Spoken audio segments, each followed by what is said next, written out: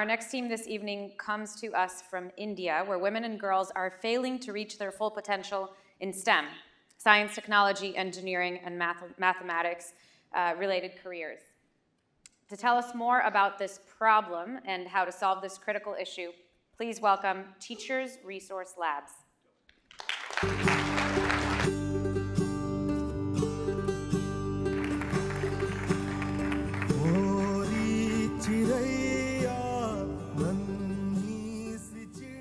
Good evening.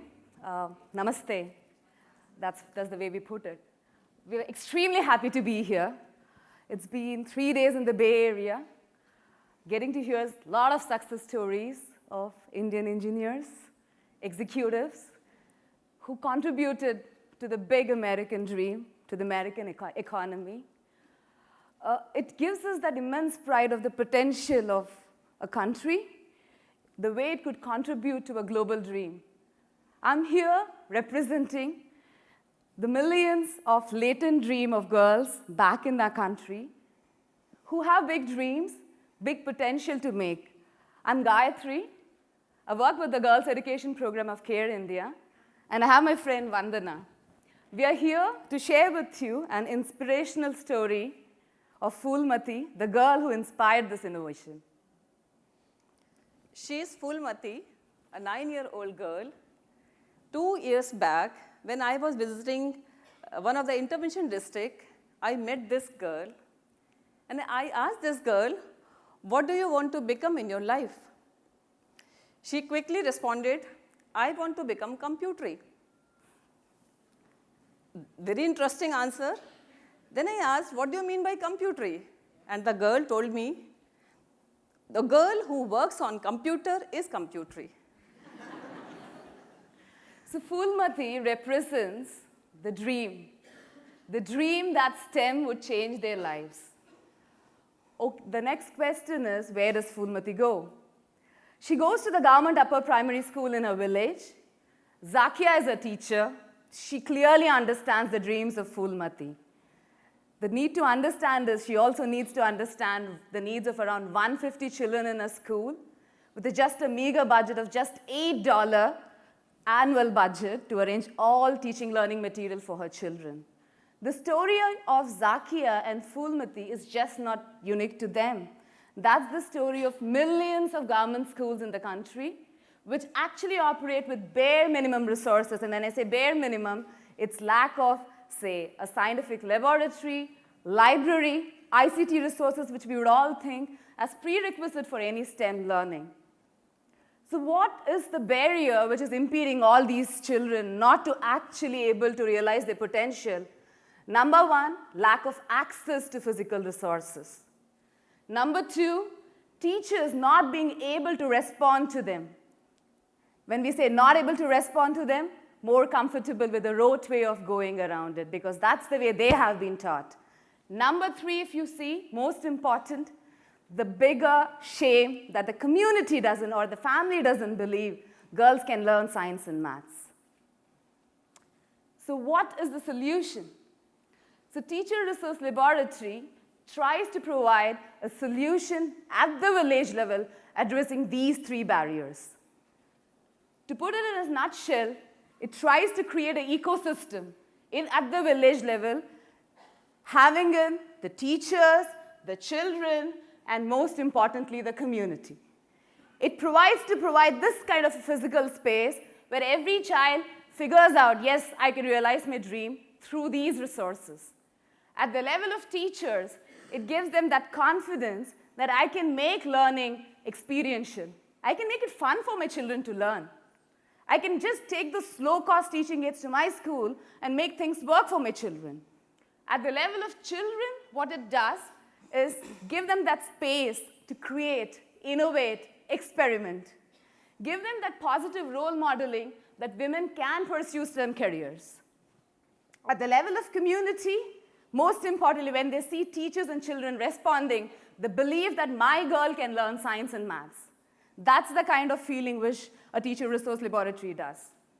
3 TRLs are functioning in one of the districts of Uttar Pradesh, reaching out 2,500 children and 126 teachers. We are strengthening government system and we are partnering with them, and that's why we have leveraged fund from the government in the form of physical space, human resource, and these are owned and managed by government school teachers. So what has been the success in terms of the 3 years of implementation? Importantly, the girls who are part of TRL have shown enhanced scientific attitude and aptitude, which ranges to around 90 percentile in comparison to the other group, which is 50 percentile. If you would see that the state government, seeing the impact of the model, wants to scale it from 1 district in the state to 18 districts in the state. Most importantly, our girls have that hope they can use science to address problems of their real life. We are here to seek your support to be able to take up this model to scale, where the government has the intent to take it to a large number of children.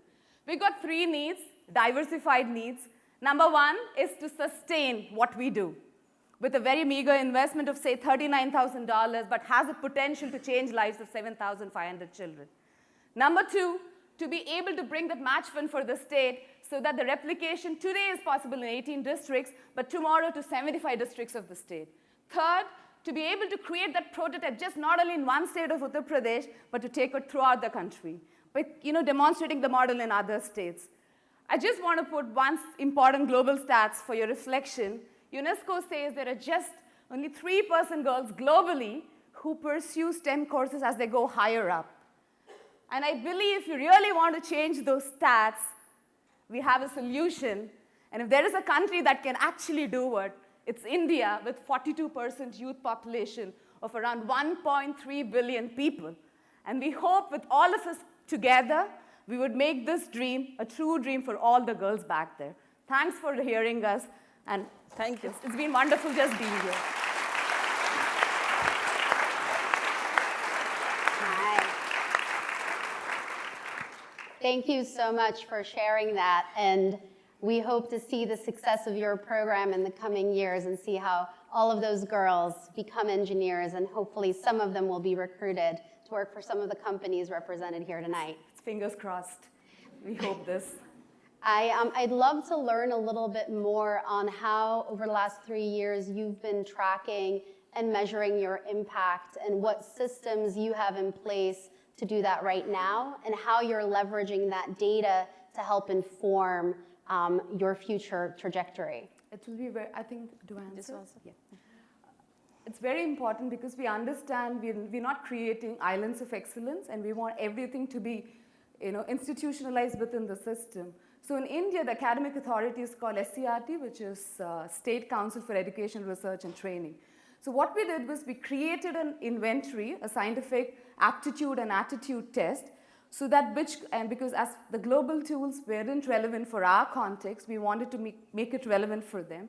And we created it jointly in collaboration with them so that we try it out in our TRLs, do the measure, show it to them, and also take it out into other schools where children are studying, show them the comparative evidence of how children are performing, and making it to be a regular process for them from the next year, so that when scaling up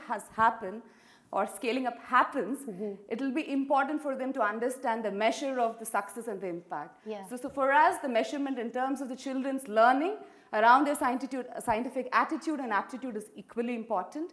And second, we do a lot of process documentation on how teachers respond in their classroom, how teachers behave in their classroom, the teaching methods they are adopting. They're all qualitative classroom observatory tools which we use to record the impact of the intervention. Great, thank you. Yeah. And can you share a little bit more, clearly in order for this to scale nationwide, there's a close collaboration and an opportunity to work with the government. I'd love to learn a little bit more what is currently in place and what that looks like for you in the future. It's actually a very positive story for us, because I think for a very simple reason, the branding which Care India has, it's recognized by the Ministry of Human Resource and Development as one of the 15 apex NGO which they would want state governments to collaborate with. And second, the model which has been shared here as the concept note is recognized as one of the innovative model in the innovation portal of the government. Third, the state government has taken out this model to the national government to leverage the budget, and last year they have yes for it, and this year we hope with the with the appropriate match funding, we're actually able to ensure the non-negotiables of the model are not compromised, and with the bureaucracy, we're able to penetrate, and the TRLs are set up at the village level. So Great. that's the dream.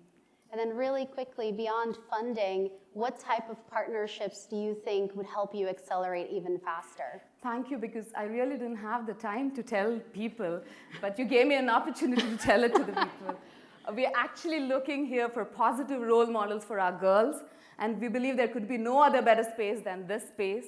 The second is in terms of customizing STEM to the most marginalized population requires a lot of intelligent brains together, and we hope this is a space which we can provide. And third, most importantly, the physical provisioning of actual resources is a dire need considering the scale of the country we are operating. So networks, support, goodwill, resources, all of it is what we are looking for the kind of change we want to do it at the country level. Great. Well, we're inspired by everything you do. Thank you so much to empower those girls. Thank you. Thank you. So nice to meet you.